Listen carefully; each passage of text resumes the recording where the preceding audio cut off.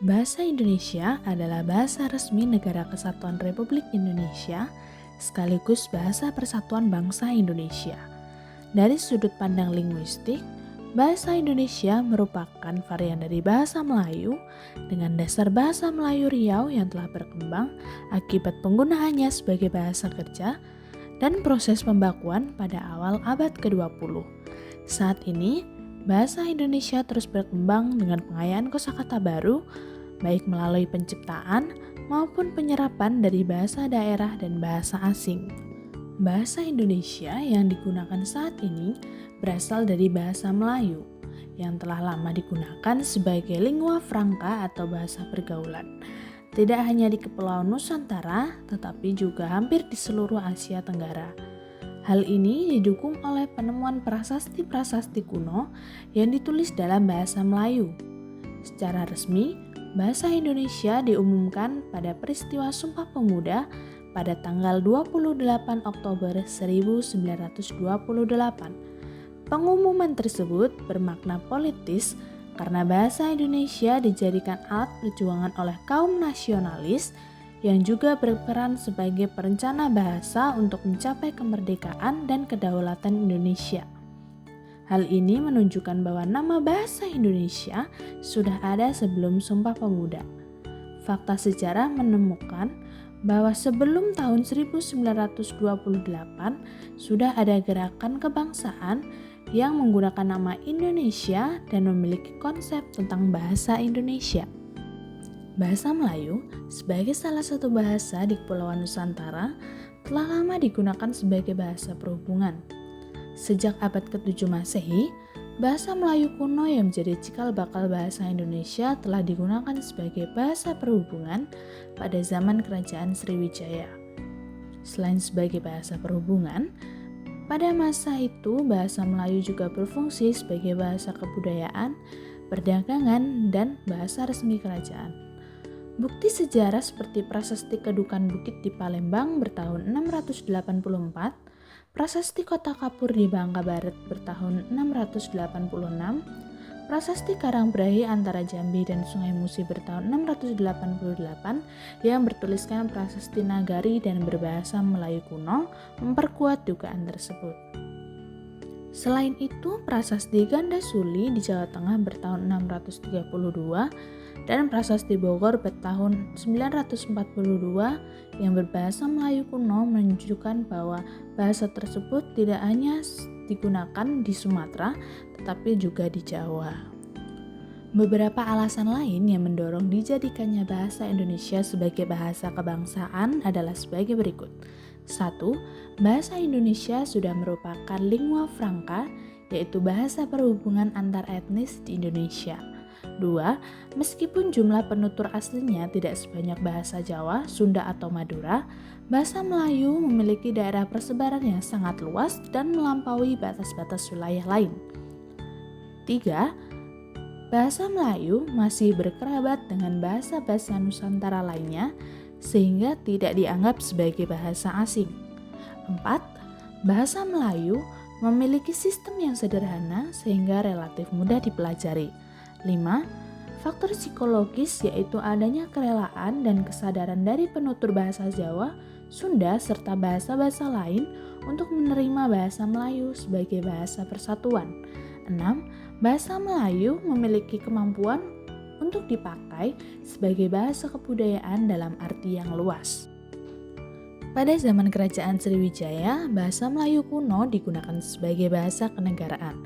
Bukti ini berasal dari 4 prasasti yang ditemukan di Sumatera bagian selatan, yakni Prasasti Kedukan Bukit dari tahun 683 Masehi di Palembang, Talang Tuo dari tahun 684 Masehi di Palembang, Kota Kapur dari tahun 686 Masehi di Bangka Barat, dan Karangbrahi dari tahun 688 Masehi di Jambi.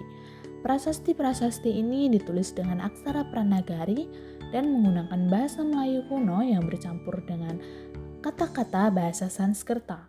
Sebagai pusat perdagangan di Kepulauan Nusantara, penggunaan bahasa Melayu oleh para pedagang menyebabkan bahasa ini dipakai secara luas. Meskipun seringkali dengan berbagai variasi lokal yang dikenal sebagai bahasa Melayu pasar. Prasasti berbahasa Melayu kuno yang ditemukan di Jawa Tengah dari abad ke-9 dan prasasti di dekat Bogor dari abad ke-10 menunjukkan penyebaran penggunaan bahasa tersebut di Pulau Jawa. Penemuan keping Tembagala-Guna di dekat Manila, Pulau Luzon dari tahun 900 Masehi juga menunjukkan keterkaitan wilayah tersebut dengan Sriwijaya. Pada abad ke-15, bentuk bahasa Melayu yang dikenal sebagai bahasa Melayu tinggi berkembang dan digunakan secara resmi oleh Kesultanan Malaka. Bahasa ini digunakan secara terbatas di kalangan keluarga kerajaan Sumatera, Jawa, dan Semenanjung Malaya. Malaka sebagai pusat perdagangan yang strategis menjadi bandar utama di kawasan Asia Tenggara. Dan bahasa Melayu berkembang menjadi bahasa yang paling sopan dan tepat di wilayah tersebut. Ejaan resmi bahasa Melayu pertama kali disusun oleh C.A. van Ophuijsen dengan bantuan Muhammad Taib Sultan Ibrahim dan Nawawi Sultan Makmur dan dimuat dalam kitab logat Melayu pada tahun 1901. Seiring berjalannya waktu, teknologi terus berkembang dan bahasa juga mengalami perubahan. Masyarakat yang kritis mendesak Badan Pengembangan dan Pembinaan Bahasa untuk merevisi pedoman EYD sehingga muncul PUEB sebagai jawaban atas kritikan tersebut. EYD kemudian berubah menjadi EBI atau Ejaan Bahasa Indonesia sebagai pedoman umum sejak akhir 2015. Berdasarkan Peraturan Menteri Pendidikan dan Kebudayaan Republik Indonesia Nomor 50 Tahun 2015, EBI dibentuk atas dasar EYD sebelumnya dengan beberapa penambahan aturan dalam penulisan. Perbedaan antara ejaan bahasa Indonesia dengan ejaan yang disempurnakan antara lain: 1. Penambahan huruf vokal diftong. Pada EYD, huruf diftong hanya ada 3, yaitu AI, AU, dan OI.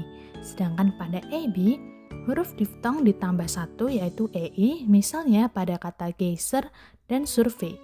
2. Penggunaan huruf kapital. Pada EYD, huruf kapital tidak diatur untuk menulis unsur julukan, sedangkan dalam EBI unsur julukan diatur dan ditulis dengan huruf kapital. 3. Penggunaan huruf tebal.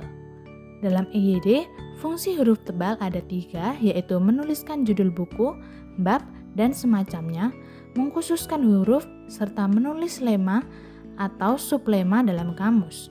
Dalam EBI, fungsi ketiga dihapus. Berbagai upaya dilakukan untuk menjaga eksistensi bahasa Indonesia sebagai bahasa nasional. Pemerintah dan tokoh-tokoh bahasa yang berkomitmen terhadap pelestarian bahasa secara rutin mengadakan kongres untuk membahas perkembangan bahasa ini. Pertemuan rutin ini dikenal sebagai Kongres Bahasa Indonesia. Keberlangsungan kongres-kongres tersebut sangat penting bagi proses perkembangan bahasa Indonesia karena melalui kongres ini, muatan bahasa Indonesia menjadi lebih komprehensif dan disesuaikan dengan perkembangan zaman. Berikut adalah kongres bahasa yang telah dilaksanakan.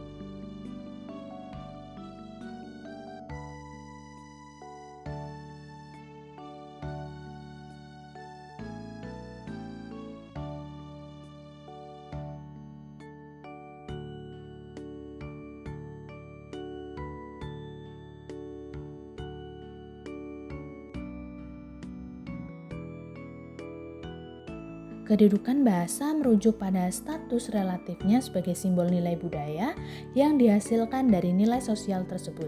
Sementara fungsi mencakup nilai penggunaannya sesuai tugas yang diberikan kepadanya. Bahasa Indonesia memiliki 2 posisi penting, yaitu sebagai bahasa nasional dan bahasa negara. Sebagai bahasa nasional, bahasa Indonesia berperan dalam memperkuat hubungan antar suku di Indonesia seperti yang dinyatakan dalam Ikrar Sumpah Pemuda 1928. Dalam ikrar tersebut, dipertegas bahwa para pemuda berkomitmen untuk memuliakan bahasa persatuan yakni bahasa Indonesia. Ini menunjukkan bahwa bahasa Indonesia diangkat sebagai simbol persatuan yang dihormati dan dijunjung tinggi oleh bangsa Indonesia.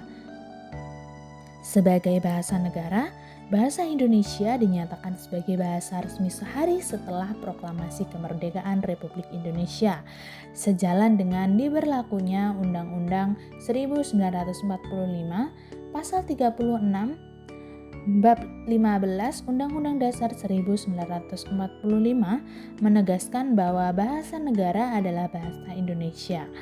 Dalam kapasitas ini, bahasa Indonesia berfungsi sebagai bahasa resmi dalam administrasi negara, termasuk dalam pendidikan dan lain-lain. Dengan demikian, bahasa Indonesia memiliki dua kedudukan penting, yaitu sebagai bahasa nasional sesuai dengan semangat Sumpah Pemuda 1928 dan sebagai bahasa negara seperti yang diatur dalam Undang-Undang Dasar 1945.